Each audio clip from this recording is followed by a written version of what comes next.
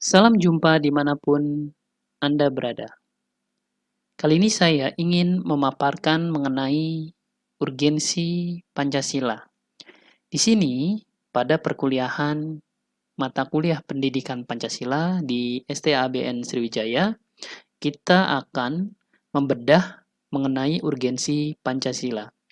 Saudara tentunya akan mengetahui rasionalitas pendidikan Pancasila, lalu Pancasila sebagai pandangan hidup bangsa, lalu pendidikan Pancasila di perguruan tinggi itu seperti apa digambarkan, dan pembahasan.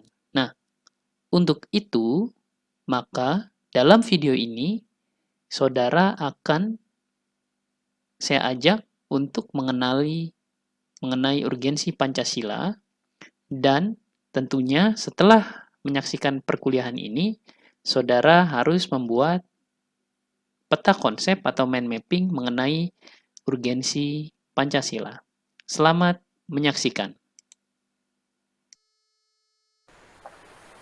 Assalamualaikum warahmatullahi wabarakatuh. Namo Buddhaya, Om Swastiastu, salam sejahtera buat kita semua.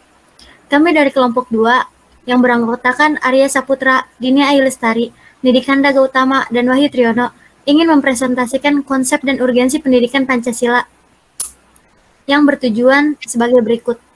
Mendeskripsikan konsep dan urgensi Pancasila, hubungan urgensi Pancasila sebagai ideologi negara, mengetahui Pancasila dalam arus sejarah bangsa Indonesia.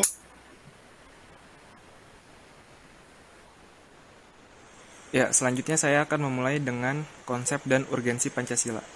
Pancasila yang berarti 5 dasar atau 5 asas adalah nama dasar negara kita, Negara Republik Indonesia.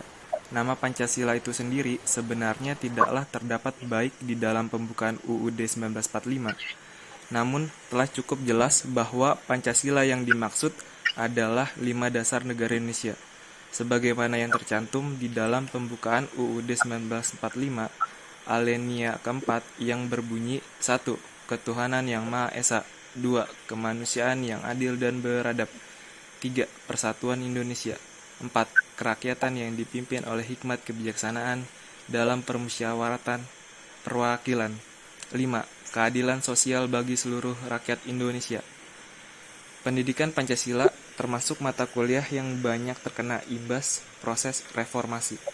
Bukan hanya materinya yang banyak berubah, proses pendidikannya juga seharusnya mengalami perubahan mendasar.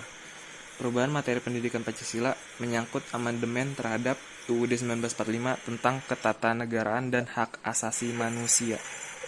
Ya, selanjutnya saya akan membacakan Pancasila sebagai dasar ideologi negara.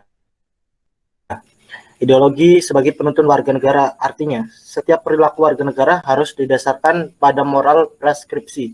Contohnya, kasus narkoba yang merebak di kalangan generasi muda menunjukkan bahwa preskripsi ideologi moral belum disadari kehadirannya. Oleh karena itu, diperlukan norma-norma penuntun yang lebih jelas, baik dalam bentuk persuasif, imbauan, maupun penjabaran nilai-nilai Pancasila ke dalam produk hukum yang memberikan rambu yang jelas dan hukuman yang setimpal bagi pelanggarannya. Ideologi sebagai penolakan terhadap nilai-nilai yang tidak sesuai dengan Pancasila sebagai ideologi negara pernah mengalami berbagai guncangan dalam perjalanan sejarah bangsa Indonesia. Ada pihak-pihak tertentu yang ingin mengganti Pancasila dengan mengganti ideologi negara. Selanjutnya saya lempar ke Nidikanda. Baik, akan saya lanjutkan dari Mas Wahyu.